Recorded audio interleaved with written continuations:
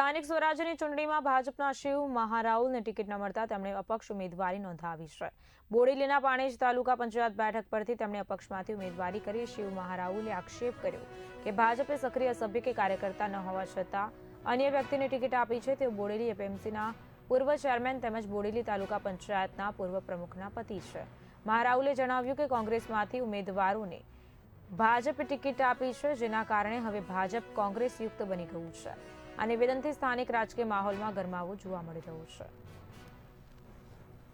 છે। મારા વિસ્તારની જનતા પર વિશ્વાસ છે કે મારી જીત નિશ્ચિત છે અને લીડ પણ નિશ્ચિત છે।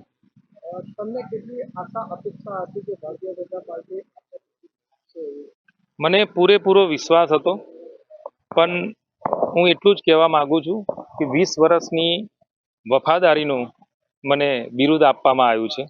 કારણ કે મેં પહેલા જ બોલ્યો કે કહેવાતા નેતા વિશેષ અત્યારે મારે કંઈ બોલવું નથી। 28 તારીખે જ્યારે પરિણામ આવશે ત્યારે હરેકના પ્રશ્નોનો હું જવાબ આપીશ કે અત્યારે છોટાઉદેપુર જિલ્લાના ભાજપની અંદર કોણ સંચાલન કરે છે એ આપ સૌ જાણો છો। મારે વિશેષ આમાં કંઈ કહેવું નથી। 28મીએ કહીશ।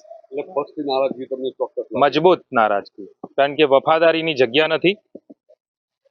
જે ગદ્દારોની ફોજ ભેગી થઈ છે અને એ જ બધા સંચાલન કરે છે, એમને જડબાતોડ જવાબ આપવાનો આવશે।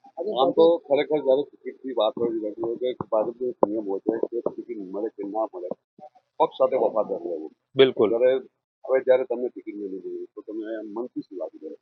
પણ જેને ટિકિટ મારા વિસ્તારમાં મારી જગ્યાએ જે ભાઈને ટિકિટ મળી છે એ પોતે સક્રિય સભ્ય પણ નથી, ક્યારેય ભારતીય જનતા પાર્ટીનો ખેસ નથી પહેર્યો, કોઈ જગ્યાએ કોઈ મિટિંગમાં નથી આવ્યા। અમે તો પાયાના કાર્યકર્તા છે। યુવા મોરચાથી શરૂઆત કરી હતી, ઝંડીઓ રોપેલી છે અને અત્યારે એકલી મારી સીટની નથી વાત કરતો, આપ પૂરા ઉદયપુર જિલ્લાની અંદર અને ખાસ કરીને બોડેલી નગરની બી વાત કરું તો કેવાને ટિકિટ મળી છે અને એ ક્યારથી ભાજપમાં છે એ આપ સૌ જાણો છો।